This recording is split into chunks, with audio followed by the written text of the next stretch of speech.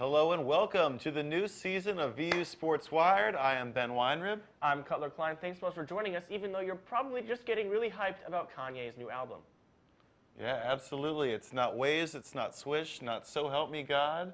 We got The Life of Pablo. TLOP, revealed today as The Life of Pablo. Who's Pablo? The world may never know.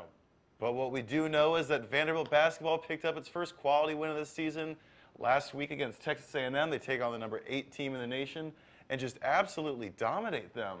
It was incredible to see how they did that because every year Vanderbilt gets one quality win. I say that. I followed this team for years. In 2007, it was beating the number one team in the country, Florida.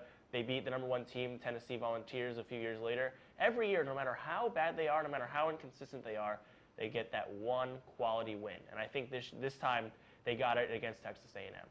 Yeah, absolutely. We saw a season-high 20 points from Jeff Roberson. He looked great. Even more key was that Damian Jones didn't get a foul until late in the second half. He looked excellent. There was no problem there with him. I think he only missed 2 baskets the whole game. He was hitting turnaround jumpers, bank shots, just whatever it took to go in. He looked excellent. Yeah, I mean, more or less where Damian Jones goes, the team goes. Really, if he plays well, if he's in the game, Vanderbilt's in the game no matter what. But if he's in foul trouble, if he's not making shots, then you might see a little bit of struggle. Although Luke Cornet has really been the unsung hero of this team. He's picked up the slack. He had a lot of points in this game. He also had a lot of points in the loss to Ole Miss following it. Yeah, he had a triple-double earlier this year, put up 11 points, 10 rebounds, 10 blocks. That's against Mizzou, who Vanderbilt will be playing tonight. They are 16-point favorites, and probably by the time you hear this, we'll have beaten them by at least 16 points. But unfortunately, between those 2 games, we had that rough one against Ole Miss, end up losing by 7, 85-78 on the road. Damian plays less than 20 minutes again, fouls out. So does Wade Baldwin. So does Jeff Roberson. This was just a tough showing on the road after what we thought was going to be a game to turn around the season against Texas A&M. Yeah, it was really tough to see. You know, Vanderbilt this year has every week. I think they've been 1-1 at least for the past few weeks. They really just don't know how to consistently string wins together, especially on the road. On the road, they've struggled mightily this season, no matter the opponent. Ole Miss is not a hyped basketball team, yet they somehow have a better record in the SEC than the Commodores. Luke Cornet, like I said, 20 points against Ole Miss. Wade Baldwin at 19, he had a strong showing. Nolan Kressler at 14. One man that was in particular missing from this game, and missing throughout the season, has been Riley LaChance. Yeah, he hasn't scored double digits since Alabama on the 16th of last month. He's just, ever since he's gone to the bench, and probably rightfully so, he just hasn't shown up. This might be a big sophomore slump here for him. His job on this team is to make 3-pointers. That's his specialty. That's what made him so good last year. And this year he just hasn't done it. He hasn't taken more than 5 3-pointers in the last few games. He's really been more or less just bad for the Commodores this year. Yeah, so they'll definitely need him to show up if they want to move towards the tournament. Right now, depending on who you talk to, Vanderbilt is either on the bubble, right outside the bubble, somewhere around that. They've got a couple quality wins left on the schedule, if they can continue playing well at least. They have A&M on the road coming up in a couple weeks. Soon, Kentucky's going to visit here. Those teams are both ranked. Florida's not ranked, but is a solid team, and they have the SEC tournament. They probably need to finish about 6-2, which is very doable because their next 3 games are very, very easy, and Tennessee and Georgia aren't even that good. But they need to pick up at least 1 of 2 wins against Kentucky and A&M and put up on a strong showing in the SEC tournament if they want to advance. Absolutely. They seem to be bouncing around right now between the last 4 in and first 4 out, depending really on the day how Joe Lunardi is feeling about the team.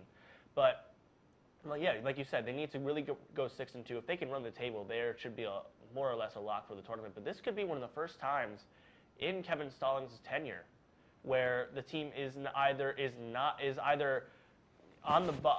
first time really could be on the bubble and going into Selection Sunday, not knowing whether they're going to get a bid to the tournament or not. They really could be going into it not knowing. In the last few years, when they've gone into Selection Sunday, they've known they're either going to the tournament or probably not going to the tournament. This time, it really could be up in the air. Yeah, it's sort of funny with expectations. I mean, you look at last year, which is about the same season they're having this year, we were all ecstatic. And this season, when you start out ranked, all of a sudden it feels like it's a disaster when you sort of could look at it and say, hey, they play a tough schedule. almost beat Kansas, almost beat a couple other ranked teams. So really, if they can turn around at the end, they can salvage what's been a somewhat disappointing season based on expectations.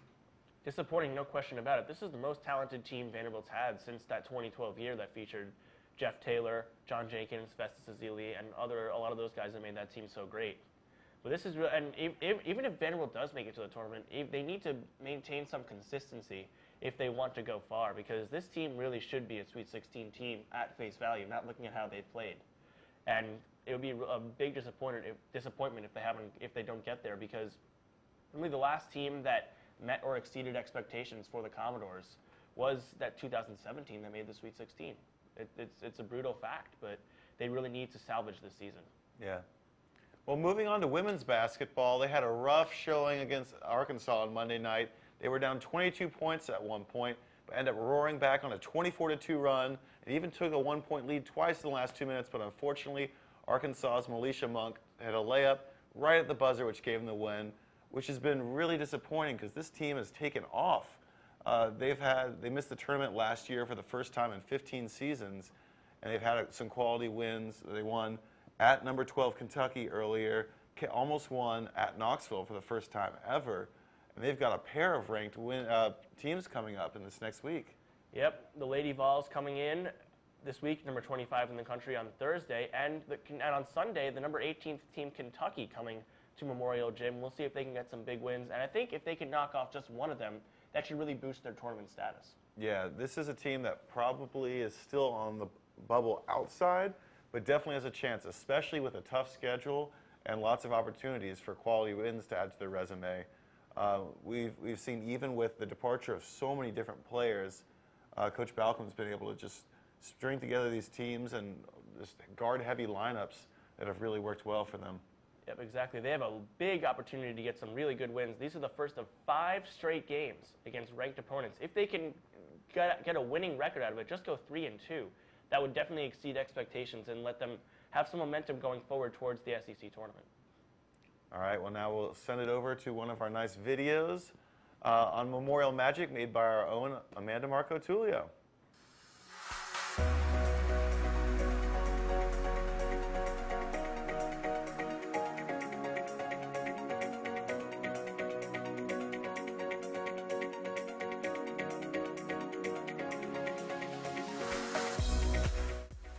If you go to Vanderbilt or you're a college basketball fan, you've probably heard of Memorial Magic. But what does this really mean? Memorial Magic, to me, standing on those bleachers right there, painted up, screaming, black and gold, anchor down. Memorial Magic to me is 14,000 strong. Memorial Magic means black and gold.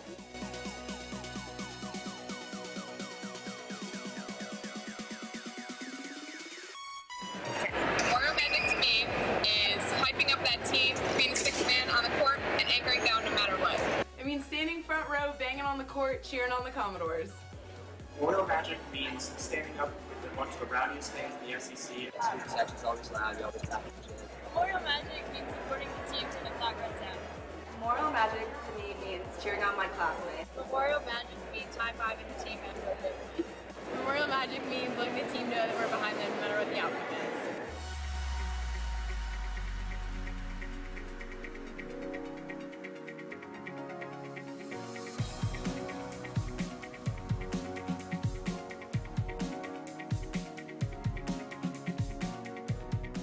Memorial Magic means watching world-class basketball in our backyard. It's an expectation that every time you step on the court, you're never out of any game, no matter the circumstances.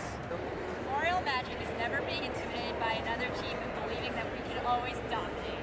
You know, anytime that anyone comes out here, they know they got to give us their best shot. Memorial Magic means exciting basketball games against the best teams in the country. It's Kevin Bright game-winning baseline jumpers to beat Georgia. It's coming to a gym where we have an advantage. Every other team coming in here is at a disadvantage. They have to sit at the baselines. It's Calipari complaining to the refs about the baseline. Memorial Magic means watching Coach Stallings' priceless reactions. It's Coach Stallings throwing his footwork against the mat and breaking it. Kevin Stallings is one of the loudest voices in the country. Watching really anything that can happen. It's just like an atmosphere that's not found in any other gym. It's an experience. It's fun. Magic happens here. So whether it's watching coaches' reactions from the end line or cheering from beneath the Rays Stadium or anything in between, you can always find a little magic here at Memorial. From ESPNU Campus Connection, I'm Amanda Marcatulio.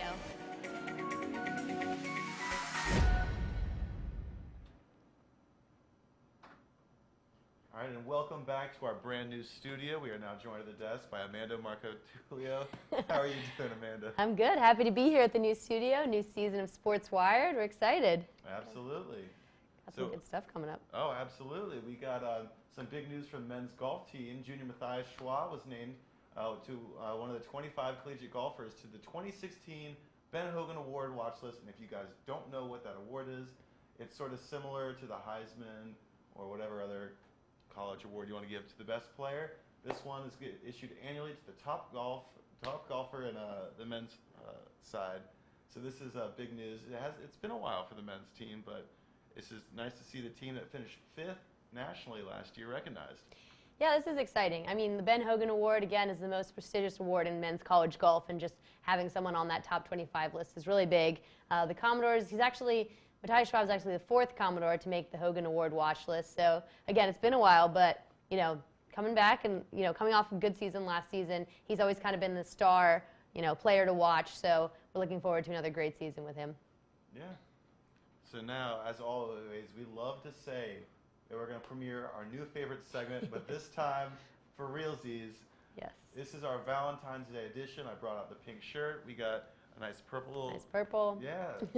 So if you guys haven't seen it already, on VanderbiltHustler.com, nice plug, we've got a Valentine's Day, which Vandy boy is your, which Vandy baseball player is your Valentine quiz. And we are going to check this out, and we are all going to take this quiz, and boy, I could not possibly be more excited. Yes, this is huge. The Vandy boys, baseball is coming back next Friday with their first game. So, just in time for Valentine's Day and all of our favorite baseball players. So, we're going to take the quiz, see what happens. Here we go. It's movie night. What do you want to watch? All right, am I taking this for me, Ben? This is for you. All right, this is for me. I'm definitely a humor, definitely comedy kind of person. I think all of these are humor. But, well, Men in Black, I guess. It's less so than others, but I'm going to go with Superbad, Will Ferrell. All right, new iTunes gift card. What artist are you buying? Jason Aldean, Snoop Lion, Mumford & Sons, or J. Cole? I love country ever since coming to Nashville, so I have to stick with that. Not much of a Snoop Lion fan, gotta be honest. I think he's back to Snoop Dogg. Yeah, I know. can't be sure. You can never keep up. All right, romantic dinner date. What do I order? So we have Mexican food, mac and cheese, pizza, a nice steak, and Captain Crunch. I'm a little confused.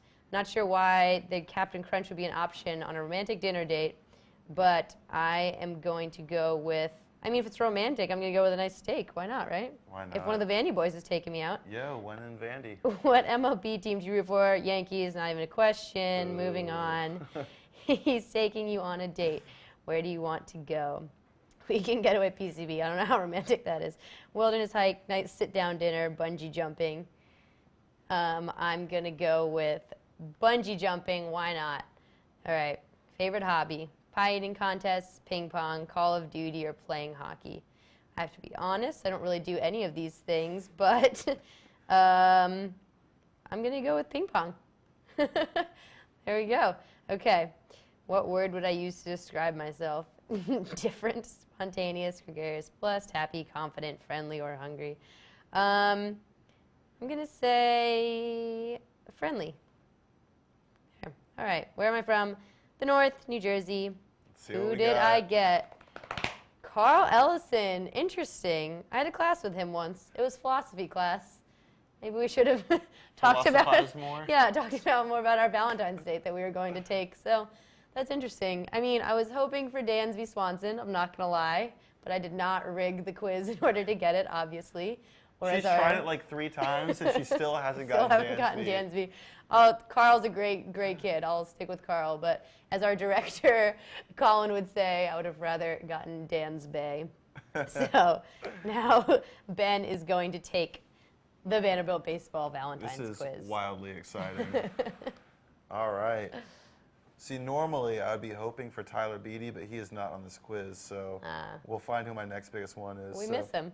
Oh, yeah. It's movie night. All right. So basically, which Will Ferrell movie do I like the best? That's true. I'm going Step Brothers here. Although Talladega Nights was shot and filmed in the great city of Charlotte, North Carolina. So always got to make your plug for Charlotte. oh, we got more coming. Don't worry. iTunes gift card. You got to go J. Cole because he represents North Carolina. Oh my gosh. That was just too easy. He came to Vandy. He came to Quake. He came for Quake, right? Yeah, but it's only after one album, so we've missed out on all these great hits. True. So much left to listen to with your iTunes gift card. Oh yeah. I actually still buy iTunes. I do music. too. I thought I was the only one, so I'm glad that I'm not the all only right, one. romantic dinner date. I mean, you can't go wrong with any of these, I guess, besides Captain Crunch. But I feel like steak is just you got to go that way. Looks like we have a similar taste in Valentine's, Ben. MLB team. This is, I think, maybe where we separate. I'm a Red Sox fan. fan. I spoke way too soon. Okay, we're going on a date. I gotta say, there is no more beautiful place in the world than 30A Highway. We're going PCB. Oh man. Blue waters, white sand, beautiful people. What more could you ask for? Oh, a lot more, I think. All right. So, favorite hobby. I actually don't play Call of Duty because it's sort of my mantra that the only shooting game I play is NBA 2K. So I've never done one, but I feel like pie eating contests would be pretty fun. All right. And although this is misspelled, I'm going #blessed. And you already know it's the South. All right. Oh, yes! That's so unfair. We only had like a few answers. It's just because you're from the South. I think he probably picked J. Cole. I don't know. Maybe, No. You know, he's just both got, you know, you may have good taste. I just have better taste in guys. It's fine. It's upsetting. It's saying it's really just a Southern thing. I'll never be the Southern girl that Dansby wants. That's all right. Yeah. Well, yeah. Now we know our Valentines, so that's good for Sunday. There's also a women's basketball game on Sunday, so take your Valentine to the basketball game. See the women take on Kentucky. But that's all for us today here at Sports Wired. Hope you enjoyed the new season, the new studio, and we'll see you next time. I'm Amanda Martulio, Ben Weinrib, and Cutler Klein, and our director Colin. Thanks, guys. Good night.